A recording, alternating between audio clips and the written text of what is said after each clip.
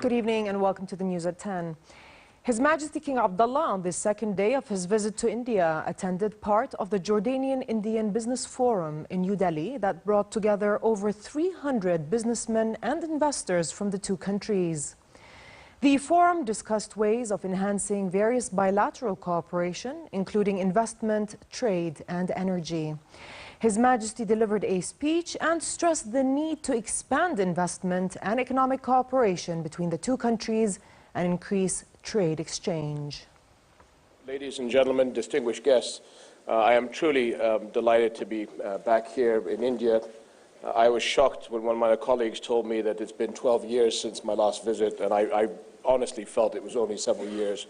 But now I think this empowers us to hopefully make this more of an annual event, because I see the synergies between our two nations being so important, as well as the opportunities that both countries offer to each other. So on behalf of not only the Jordanian delegation, but our colleagues from the public and the private sector from Jordan, some young students from our country that have joined us on this trip, we are truly delighted to be here, and the very warmth and hospitable welcome that has been given to us since our arrival. Today, I would like to take this opportunity to thank the Federation of Indian Chambers of Commerce and Industry, the Confederation of Indian Industry, the Associate Chambers of Commerce and Industry of India, and obviously the Government of India for making this trip so successful. So I just wanted to say how important it is for our nations to take this opportunity to move our relationship forward. And this forum this morning, I hope, was an example where good ideas could have been exchanged and new avenues opened.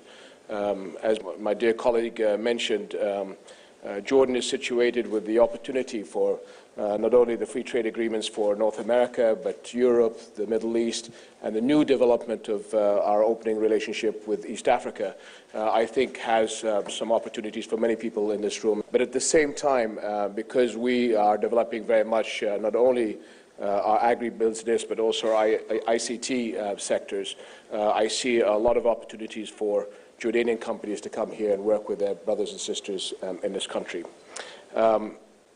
I do hope that, as we have announced, that the opportunities for your countrymen and women to come to Jordan has been facilitated.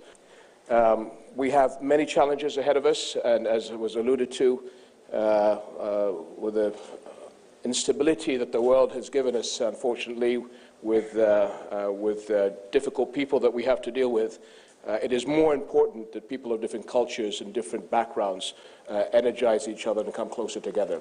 And I believe that our two-day visit here in India will be the new start of a relationship between our two countries. I'm truly delighted to be back here, and I'm truly delighted for the warm welcome that I've been received since my arrival. And I look forward to a new, strong chapter of relationships between our two nations. Thank you so much for your hospitality. Let's get things done. And please do not be bashful with our ministers here. Tell them exactly what you think and what you need, and we will follow out to make sure that happens. Thank you all very, very much.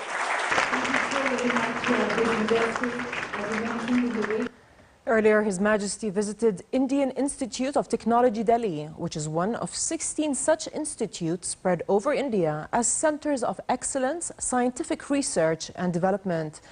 During his meeting with the director of the institute and a number of deans and faculty members, His Majesty was briefed on the institute's educational programs in the engineering, science and technology domains. His Majesty stressed the importance of enhancing cooperation and exchange of expertise between Jordanian and Indian universities in information technology and scientific research. His Majesty said developing Jordan's ICT sector is a priority, noting that more than 23% of IT entrepreneurs in the Middle East and North Africa region are young Jordanians. On the sidelines of the visit, a 5-year memorandum of understanding was signed between the Institute and the King Hussein Technical University.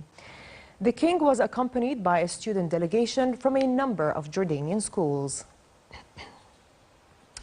His Majesty also met with Indian Foreign Minister Sushma Swaraj, where they discussed bilateral relations and the latest regional and international developments.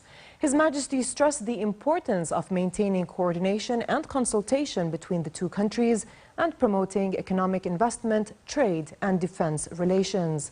On efforts to find political solutions to Mideast crises and the war on terror, the King stressed India's important role in supporting efforts to reach political solutions to regional crises, enhancing security and stability, and combating terrorism and extremism. Minister of State for Media Affairs Mohammed al-Momani denounced today's attack on the director of the Chinese company SIPCO, describing it as disgraceful. He said drastic measures will be taken against the attackers. He added that the attack on investors is an offense on all and an attack on the state and society and its interests.